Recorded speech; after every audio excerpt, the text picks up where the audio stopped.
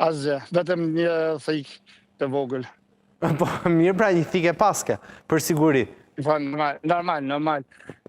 Kjo sfidë, unë kush dëshiron që të me bashkangjitet gjatë këtij rrugtimi, mundet të me bashkangjitet dhe unë për gjithë ata që bashkëudhëtarët e mi, unë dhuroj nga njerë edhe për ta nga njerë për kilometër në fondin e shoqatës humanitare bamirësia. Kjo është shumë e rëndësishme, tani se doja të pyesja pak. Pse e bëre këtu udhëtimi vetëm? Nuk pate një mik, një shok, një familjar i cili të bashkangjitej dhe ty në këtë maraton tënden?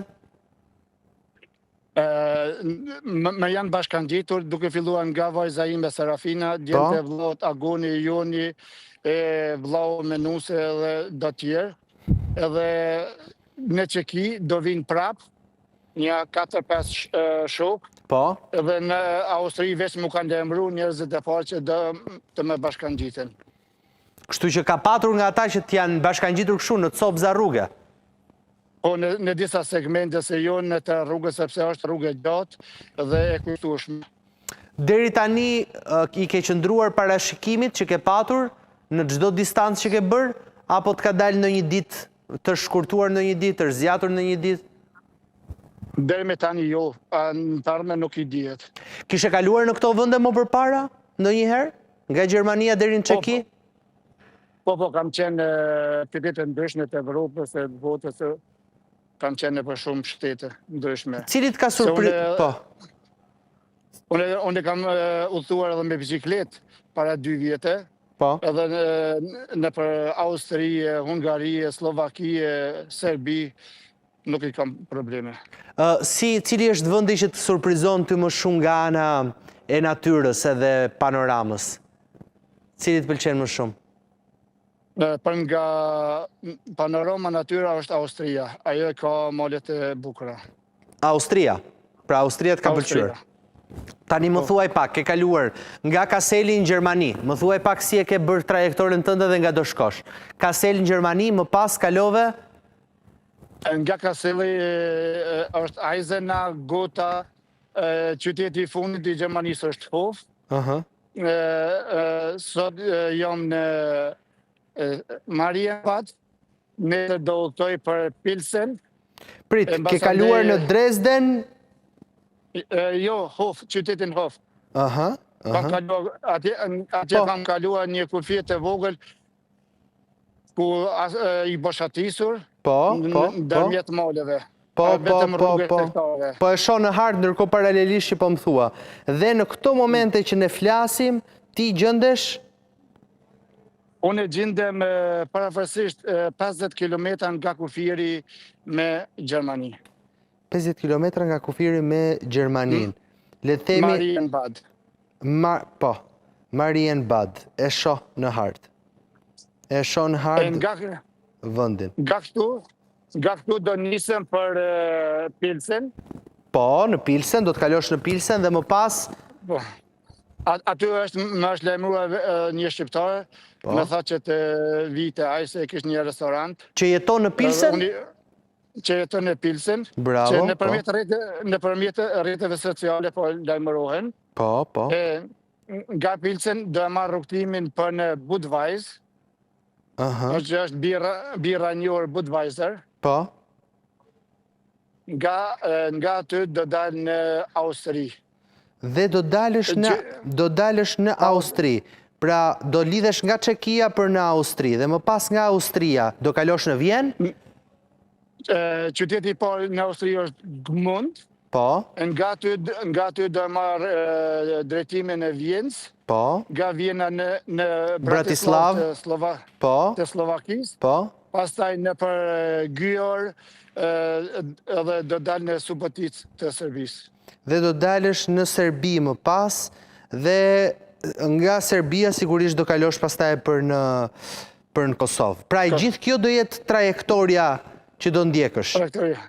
Po, kjo është trajektoria ime. Sa kohë është dashur ty për të stërvitur veten, për të ardhur deri këtu ku je sot?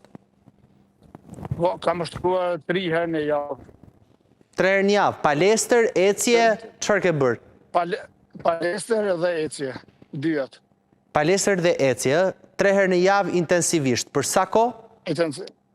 2 deri në 3 orë. 2 deri në 3 orë. E kam fjalën si koshtrire, kje stërvitur 1 muaj, 2 muaj, 5 muaj, 10 muaj?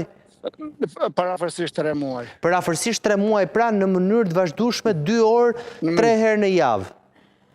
Po, fillimi e këtij ushtrimeve e kam bërë në Rio de Janeiro të Brazilit. Atje kur jam gjitë në muajin ku është Kristo Redentor. Po. Kur thua Kristo e ke fjalën për statujën e Jezu Krishtit, që është një nga mrekullitë e botës, pra me krahët hapur. Tamam. Po. Aty kam filluar ditën e parë të stërviqeve. Albert, po bashkëshortja është në merak për ty? Jo dhash, se din se unë i marrë çdo herë sfida të ndryshme dhe është e mësuar me këtu. Ore, mirë që është e mësuar, po gjithë këto ditë larg gruas deri me 1 qershor? Besoj që do vjen për 1 qershor në Kosovë. A, do ta bëj surprizë. Besoj. Shiko, beson, Shiko, po kthimin si do ja bësh nga Prishtina, mos më thuaj që prap kthimin këmbë. Ja, kthimi do bëhet me aeroplan. Kthimin e ke ndarë me aeroplan, e ke prerë biletën apo? Jo, ende nuk e kam prerë. Ende nuk e ke prerë. Se nuk i dihet ende janë edhe 4 javë rrugtim. Në Prishtinë ka njerëz që po të presin? Po, ka njerëz që po presin atje. Po ushqime ke marrë me vete, çfarë lloj ushqime ke marrë me vete në çantë? Për çfarë do lloj rasti, se diçka të hahet, besoj. Ushqimet e marrë ja i blej për çdo ditë nëpër shtetore. E kuptoj, kështu që nuk e vret mendjen. Ose ushqim nëpër restorante gjatë rrugës. Të falenderoj shumë që e patëm këtë bisedë, Albert, edhe të uroj suksese. Edhe ftoj gjithë shqiptarët që të të bashkangjiten dhe ty në këtë maraton tënde deri në Prishtinë, duke qenë se ke edhe një mision për të mbështetur një organizatë ose një ngjarje bamirësie, e cila për çdo kilometër ti dhuron 1 euro. Një fjalë? Po, patjetër. Këto ndihma shkojnë, gjitha këto ndihma shkojnë për fëmijët dhe të moshuarit me nevoja të veçanta apo me aftësi të kufizuara. Mrekulli, në Kosovë besoj. Në Kosovë, po ne sjellim çdo vit kamionën nga Suedia, nga një fondacion Human Bridge. Ne paguajmë vetëm transportin e ata na bin moll 250.000 deri në 300.000 euro në Mrekulli, për të ndihmuar shqiptarët në Kosovë? Jo vetëm shqiptarët në Kosovë, por edhe nga Shqipëria, Mali i Zi, nga Pazari i Ri, nga Kosova Lindore, Ilirida, domethënë nga gjitha viset shqiptare. Mrekulli, ky është lajm shumë i mirë. Të falenderoj shumë. Faleminderit. Dhe me që jemi këtu, po,